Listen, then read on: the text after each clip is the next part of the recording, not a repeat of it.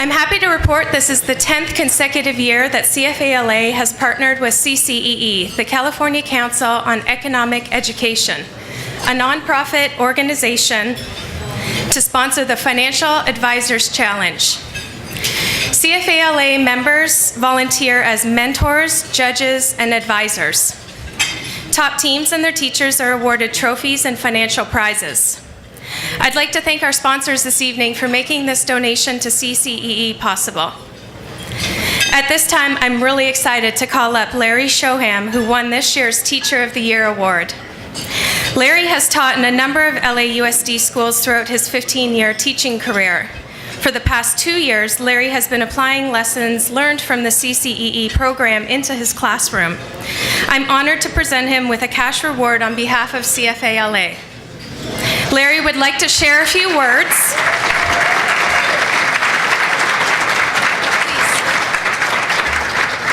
Congratulations. Thank you. Thank you very much. Thank you so much. Please. Wow, thank you.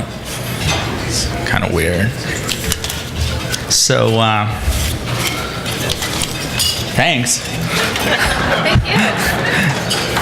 This is one of the best parts of the night. Well, my name is Larry, and I'm a career English teacher. I have very little experience in the business world, but 2 years ago, I was asked to teach a class under the title Business English. The idea was to help students develop financial literacy as well as communication skills. Teaching something new is always a challenge. In my first year of teaching, 15 years ago, my mentor teacher, a man by the name of Wilbur J. Gold, told me, "Larry, don't sweat it. As long as you're one day ahead of the kids, you'll be fine. Fake it till you make it. The kids will never know." Teaching this business English class was something I had to develop from scratch, but not really. Fortunately for me, I was working in a supportive school with wonderful people around me. Henry Lazo, the administrator over our academy, and Connie Moore Kelly, our academy director, had both forged a relationship with the California Council on Economic Education. Connie and Henry introduced me to materials on the EconWorks website, and they also introduced me to some great people who provided me with additional support and assistance. Being able to sit down and talk about lesson planning with people like Joshua Mitten has helped me to develop my practice. Thanks to the CCEE and people like Allison Williams and Eileen Quinn, we have been able to organize school and community events such as our upcoming Family Financial Literacy Day. One of the things we learn in our teaching programs is that we have to make content personally relevant to our students. I would argue there's nothing more relevant to my students than the subject matter promoted by CCEE. So many of the students I teach come from environments where money is scarce.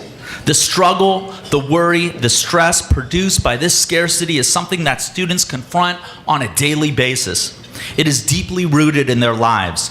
Money is something they dream about. They want to understand how it works and how they can get more of it for themselves and their families.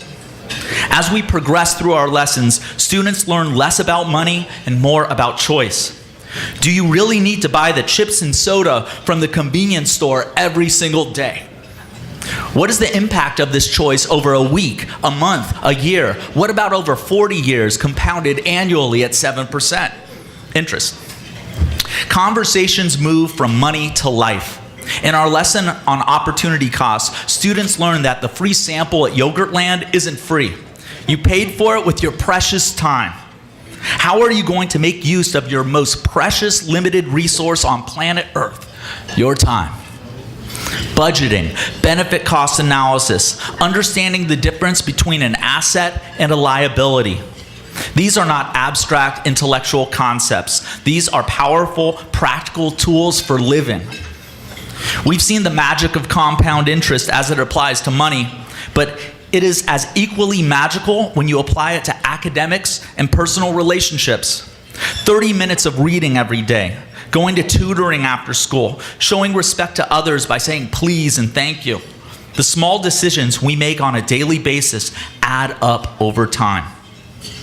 In this day and age where educators are under incredible pressure to increase standardized test scores, subjects like financial education are often not reaching the kids who need it most.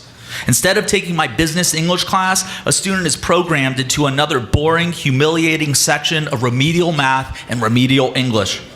A small part of me questions whether there's actually a conspiracy to keep our society financially illiterate. I mean, how much of our economy depends on people making bad decisions when it comes to credit cards, car loans, and frivolous material consumption?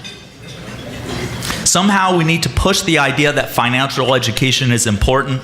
I know it's important to everyone here, and I want to thank you for contributing to this cause. Let's keep it going. I have faith that teachers, students, parents, and communities respond to good ideas. It's a matter of doing the outreach, building on our strengths, and staying positive. Thank you.